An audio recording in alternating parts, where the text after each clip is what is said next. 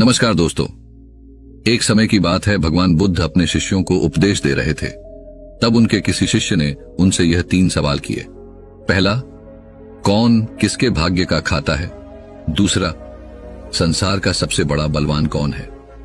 तीसरा, जो अपनी बात से मुकर जाता है उसका अंत में क्या अंजाम होता है? गौतम बुद्ध कहते हैं, तुम्हारे यह तीनों ही प्रश्न बहुत ही महत्वपूर्ण है, क्योंकि इन तीनों प्रश्नों के उत्तर हर मनुष्य को जानना जरूरी होता है। इसलिए मैं तुमको यह कहानी सुनाता हूं। उस कहानी में तुमको तुम्हारे इन तीनों प्रश्नों के जवाब मिल जाएंगे। कृपया तुम कहानी को ध्यान लगाकर सुनना। एक जंगल में एक विशाल बरगद का पेड़ था। उस पेड़ पर एक बाज पक्षी रहता था। उस बरगद से थोड़ी ही दूर पर एक बिल था। उस बिल में एक सर्प रहता था। फिर एक दिन जैसे ही सर्प दिल से बाहर निकलने लगा तो उस सर्प को वह बाज पक्षी देख रहा था। जब वह सर्प बिल से बाहर निकालने लगा तो उसी समय बाज सर्प पर झपटा, परंतु सर्प अपने बिल से अधिक बाहर नहीं निकला था, इसलिए वह वापस बिल में चला गया। फिर थोड़ी देर बाद सर्प ने अपना मुंह बिल से बाहर निकाला और देखने लगा कि बाज पक्षी यहीं पर है या कहीं पर चला गया। फिर वह बाज पक्षी दोबारा उस सर्प पर झपटा, परंतु वह फिर से वापस अपने बिल के अंदर छुप गया। जैसे ही सर्प अपने बिल से बाहर निकलने का प्रयास करता तो बाज उस पर हमला करता और उसे उठाकर ले जाने की कोशिश करता। बाज मन में सोच रहा था कि जब भी तू बाहर निकलेगा तो मैं तुझे अपना भोजन बना लूंगा, और सर्प उस बाज के डर से बिल में छुपा रहता है। जब सर्प को उस बिल में रहते हुए काफी समय हो जाता है तो सर्प मन में विचार करने लगता है कि यदि राजा विक्रम कहीं से आ जाए तो वह दूसरों के कष्टों का हरण करते हैं, और राजा विक्रम ही ऐसे हैं जो मुझे इस बात से बचा सकते हैं। तो राजा विक्रम को याद करता हुआ सर्प उस बिल में छुपा रहता है, और जो भी उस मार्ग से निकलकर जाता तो उसे सर्प कहता कि भाई कोई मेरी बात राजा विक्रम तक पहुंचा दो, या मुझे राजा विक्रम से मिला दो तो मैं उसका जीवन भर एहसानमंद रहूंगा। फिर एक दिन राजा विक्रम, जो दूसरों के दुखों को दूर करते थे, वह जंगल में जा रहे थे और उसी मार्ग से निकलकर जा रहे थे। तभी सर्प को पता चला कि रास्ते से कोई जा रहा हो, तो वह सर्प बिल के अंदर से ही कहने लगा, भाई कोई मुझे राजा विक्रम से मिला दे तो मैं उसका जीवन भर एहसानमंद रहूंगा। यह बात जब राजा विक्रम ने सुनी तो राजा विक्रम कहने लगा, क्यों भाई, आपको राजा विक्रम से क्या काम है? तो सर्प कहने लगा, देखो भाई, राजा विक्रम दूसरों के दुखों का हरण करते हैं और मैं बहुत दिनों से इसी बिल में पड़ा हुआ हूं। मैं बहुत दुखी हूं। यदि मैं इस बिल से बाहर निकलता हूं तो इस वृक्ष पर एक बाज पक्षी का निवास है। वह बाज मुझ पर उसी समय हमला करता है, इसलिए मैं इस बिल से बाहर नहीं निकलता हूं और ना ही मुझे कुछ खाने को मिलता है। मैं ऐसे ही इस बिल में पड़ा हुआ हूं, ऐसे ही अपना जीवन व्यतीत कर रहा हूं। राजा विक्रम कहने लगे कि हे सर्पराज, मैं ही राजा विक्रम हूं, बताओ तुम्हारे कष्ट का निवारण कैसे करूं?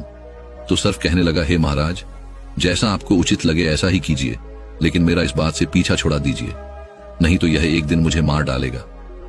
राजा विक्रम कहने लगे, हे सर्पराज, तुम कहो तो मैं तुम्हें इस वन में कहीं दूर छोड़ दूं।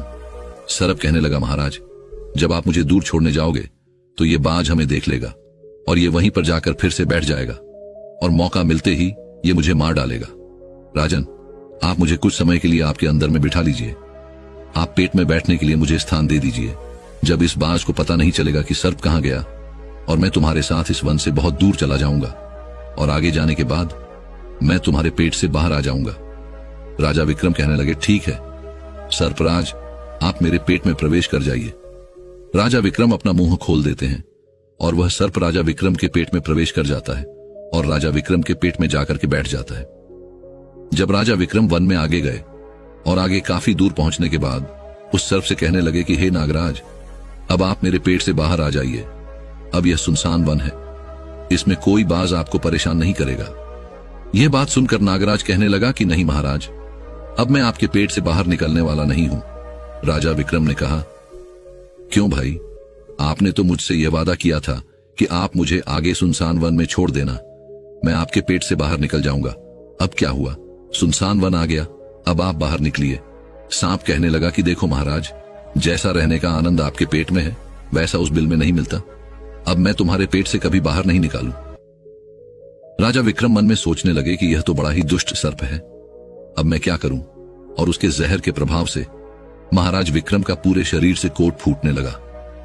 महाराज विक्रम के शरीर से कोट निकल आया। राजा विक्रम मन में सोचने लगे कि अब मैं यदि राजधानी को वापस जाऊंगा तो यह अभी संभव नहीं है, क्योंकि मैं इस वक्त कोढ़ी हो गया हूं और मुझे इसी वन में रहकर इस नागराज से भी छुटकारा पाना है। यह सोचकर महाराज विक्रम एक पेड़ के नीचे झोपड़ी बनाकर सो जाते हैं। उनके शरीर से कोट टपकने लगा और बदबू आने लगी, जो कि सर्प का जहर था। सर्प कुंडली मारकर राज विक्रम के पेट में बैठा हुआ था। राजा विक्रम उस वन में पड़ी हुई एक कोड़ी की हालत में है। अब इधर उन्हीं के समय एक प्रसिद्ध जनपद था। श्रावस्ती और श्रावस्ती नगरी के महाराजा थे ताम्रध्वज महाराज। ताम्रध्वज के 3 पुत्रियां थीं और राजा ताम्रध्वज बड़ा अहंकारी और बड़ा ही अभिमानी राजा था। फिर एक दिन उसने अपनी तीनों बेटियों से पूछा कि बताओ बेटियों, तुम किसके भाग्य का खाती हो? फिर उनमें से 2 बेटियां तो राजा के डर से कहती हैं कि पिताजी, हम तो आपके भाग्य का ही खाते हैं। परंतु उनमें से राजा की एक चित्ररेखा नामक बेटी थी। वह चित्ररेखा अपने पिता ताम्रध्वज कहती हैं कि नहीं पिताजी, मैं किसी के भाग्य का नहीं खाती हूं, मैं तो केवल अपने ही भाग्य का खाती हूं। उस बेटी की बात सुनकर राजा को बहुत क्रोध आया और राजा ने उसी समय नाई और ब्राह्मण को बुलाया और नाई और ब्राह्मण से कहने लगा कि री, इन दोनों बेटियों का रिश्ता तो आप किसी राजा के यहां करके आइए, और जो यह बड़ी वाली बेटी है इसका रिश्ता किसी कूड़ी कलंक की या जिसके हाथ पैर नहीं हो उसके साथ करके आइए। फिर राजा का आदेश मिलते ही नाई और ब्राह्मण उन तीनों बहनों का रिश्ता करने के लिए चल देते हैं। उन्होंने राजा की दोनों छोटी बेटियों का रिश्ता तो राजवंशों में कर दिया, परंतु तीसरी बेटी के लिए वर ढूंढते ढूंढते हुए उसी वंश से निकाल कर जा रहे थे जिस वन में राजा विक्रम अपनी झोपड़ी में कोड़ी के रूप में पड़े हुए थे। उनके शरीर से कोड़ बह रहा था। तो राजा विक्रम को देखकर नाई और ब्राह्मण आपस में कहने लगे कि इससे अच्छा तो कोई व्यक्ति हमें नहीं मिलेगा, इसलिए इसके साथ ही राजा की लड़की का संबंध करके चलते हैं। फिर राजा विक्रम के साथ नाई और ब्राह्मण ने राजा ताम्रध्वज की लड़की चित्ररेखा का विवाह तय कर दिया और राजा ने भी बहुत जल्दी ही चित्रलेखा को उस वन में ले जाकर कि वहीं उस खड़ी राजा विक्रम के साथ उसका विवाह संपन्न कर दिया। राजा विक्रम जैसे महापराक्रमी राजा समय की चपेट में आ गए और एक कूड़ी का जीवन गुजार कर रहे थे। वह लड़की बड़ी पतिव्रता थी। वह अपने पति राजा विक्रम की सेवा करती थी और वह दोनों छोटी बहनें जो थीं, वह बड़े बड़े राजाओं के घर में गई तो वह तो आराम की जिंदगी जी रही थी, लेकिन चित्रलेखा राजा विक्रम के साथ दुखी जीवन काट रही थी। कहते हैं जो अपने नियम और सिद्धांतों पर रहता है और जो धर्म का पालन करता है, ईश्वर हमेशा उसे सुखी रखना ही पसंद करता है। भगवान उसे हमेशा आनंद प्रदान करता है। इसलिए जब उस झोपड़ी में रहते रहते चित्ररेखा को राजा विक्रम के साथ बहुत दिन बीत जाते हैं, तो उस झोपड़ी के पास एक पीपल का वृक्ष था और उस वृक्ष के नीचे एक दूसरा सर्प का बिल था।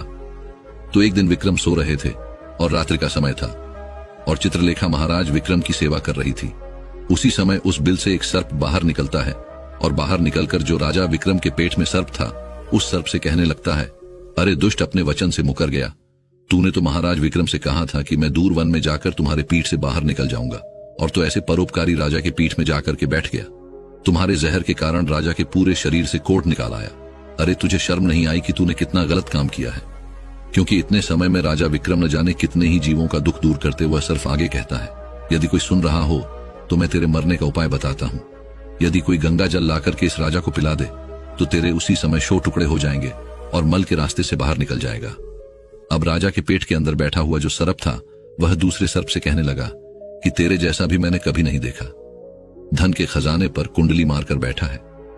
यदि यह धन मानव समुदाय के कल्याण के लिए लगाया जाता तो इससे न जाने कितने मानवों का भला होता।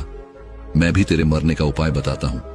यदि कोई सुन रहा हो तो कोई पीपा तेल गर्म करके तेरे बिल में डाल दे तो उसी समय तो नष्ट हो जाएगा, और इस बिल वाले स्थान की खुदाई करेगा तो यहां पर अपार धन संपत्ति निकलेगी उस बात को। चित्रलेखा बड़े ध्यान से सुन रही थी। चित्रलेखा ने मन में विचार आया, यह राजा विक्रम है और इनके पेट में एक सर्प बैठा हुआ है, इस कारण महाराज के शरीर से कोड़ निकाल रहा है। तो वह बेचारी चित्ररेखा एक आशी के आश्रम पर पहुंचती है और उन आशी से अनुरोध करती है कि महात्मा, मुझे 1 गिलास गंगा जल की आवश्यकता है। आशी ने कहा, बे तुम कौन हो और गंगा जल का क्या करेगी? तो वह चित्ररेखा कहने लगी, हे मुनिवर, मैं राजा ताम्रध्वज की बेटी चित्ररेखा हूं और मेरे पति के लिए मुझे दवा के रूप में गंगा जल चाहिए। उस आर्षि ने उसे 1 गिलास गंगा जल दे दिया। अब चित्ररेखा गंगा जल लेकर जल्दी ही महाराज विक्रम के पास पहुंच गई और पहुंचकर महाराज विक्रम से कहने लगे कि महाराज, यह दवाई है, आपके कोण को सही करने के लिए आप इसे ग्रहण कीजिए। राजा विक्रम उस गंगा जल को पी गए और जैसे ही राजा विक्रम ने उस गंगा जल का पान किया तो उस सर्प के उसी समय 100 टुकड़े हो गए। जो पेट में था वह सर्प नष्ट हो गया। वह धीरे धीरे राजा के शरीर से मल के रास्ते से बाहर निकल आया। अब तो राजा का कोढ़ धीरे धीरे सही होने लगा और कुछ ही दिनों में राजा का कोट बिल्कुल सही हो गया। राजा का पूरा उपचार हो गया। राजा पहले की तरह स्वस्थ हो गए। अब राजा विक्रम से चित्ररेखा कहने लगी, हे महाराज, मैं एक स्त्री हूं, इस शहर में नहीं जा सकती हूं। आप शहर में जाइए और एक पीपा तेल का लेकर आ जाएं। राजा विक्रम कहने लगे कि चित्ररेखा, उस तेल का तुम क्या करोगी? चित्ररेखा ने कहा, महाराज, आप पहले तेल का पीपा लेकर आइए, फिर मैं आपको बताऊंगी। फिर चित्ररेखा की बात सुनकर राजा विक्रम बाजार में जाते हैं और वहां से एक पीपा तेल का लेकर आते हैं। फिर चित्ररेखा वहां आग जलाती है और उस आग पर उस तेल को गर्म करती है और गर्म करके उस सर्प के बिल में खाली कर देती है। जैसे ही उस बिल में वह गर्म तेल डाला गया तो सर्प की मृत्यु हो गई। राजा विक्रम से चित्ररेखा कहने लगी कि महाराज, स्थान को खोद दीजिए। फिर राजा विक्रम ने जब उस स्थान की खुदाई की तो वहां से अपार धन संपत्ति निकाली। चित्ररेखा कहने लगी, महाराज, देखिए, मैं जानती हूं कि आप जय नरेश राजा विक्रम हैं, परंतु मेरे पिता ने मेरा अपमान किया है और मुझे एक कोढ़ाई को दिया था, परंतु मैं मेरे भाग्य का खाती हूं, इसलिए इसी स्थान पर मेरे पिता का जो महल है उससे अच्छा महल बनना चाहिए। राजा विक्रम कहने लगी, चित्ररेखा, तुम कैसी बातें कर रही हो? हम नरेश हैं, भला यहां पर महल क्यों बनाएंगे? आप उज्जैन नगरी को चलिए। परंतु राजा विक्रम के कहने पर भी चित्ररेखा नहीं मानी। फिर राजा विक्रम ने उस वन में एक शानदार महल का निर्माण करवाया। इस संसार में सबसे बलवान समय होता है और कोई बलवान नहीं होता है। जिसका समय अच्छा होता है वह आगे बढ़ता रहता है, और जिसका समय खराब हो जाता है, जिसका समय विपरीत होता है, वह पतन की ओर अग्रसर हो जाता है। राजा ताम्रध्वज पर एक दूसरा राजा आक्रमण कर देता है और उस आक्रमण में तमध्वज पराजित हो जाता है और राज अपने परिवार सहित प्राण बचाने के लिए उसी वन में पहुंच जाता है। जब वन में राजा भूखा प्यासा भटक रहा था, फटे हुए वस्त्र और भूख से पीड़ित और प्यास से राजा का गला सूखा जा रहा था, तो राजा घूमते घूमते उस चित्ररेखा और राजा विक्रम के महल के नजदीक से गुजरता है। तो चित्ररेखा अपने पिताजी को पहचान जाती है। चित्ररेखा ने अपने एक सेवक को भेजा और सेवक भेजकर महाराज ताम्रध्वज, जो कि एक फटी हुई हाल में थे, उनके पास वस्त्र नहीं थे, उन्हें बुलवाया। ताम्रध्वज ने सोचा कि यह न जाने कौन है और हमें क्यों बुला रही है। जब राजा ताम्रध्वज उस लड़की के पास पहुंचे तो लड़की को पहचान लिया। चित्ररेखा ताम्रध्वज से कहने लगी कि पिताजी, मैं वही चित्ररेखा हूं और मैं आपसे यह कहती थी कि मैं मेरे भाग्य का खाती हूं। देखिए, मैं मेरे ही भाग्य का खाती हूं, आपके भाग्य का नहीं खाती हूं।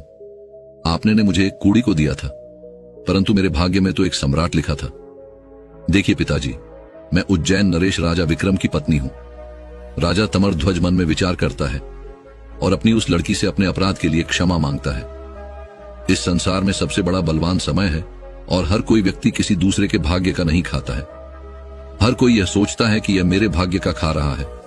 नहीं, कोई किसी के भाग का नहीं खाता है। जो कोई खाता है वह अपने भाग्य का ही खाता है। हर दाने दाने पर खाने वाले का नाम होता है। आप यह ना सोचे कि हम किसी को खिला रहे हैं। आप किसी को खिलाने वाले कौन होते हैं? इस संसार को खिलाने वाला तो एक ही है और वह है भगवान शिव शंकर। जो अपनी बात से मुकर जाता है उसका अंत वही होता है जो राजा विक्रम के पेट में बैठे हुए उस सर्प का हुआ था। अंततः वह विनाश को प्राप्त होता है। हमेशा सत्य की ही जीत होती है और अधर्मी, अत्याचारी और पापियों का अंत होता है। इस तरीके से राजा विक्रम और उसकी पत्नी चित्ररेखा ने राजा ताम्रध्वज का बड़ा स्वागत किया।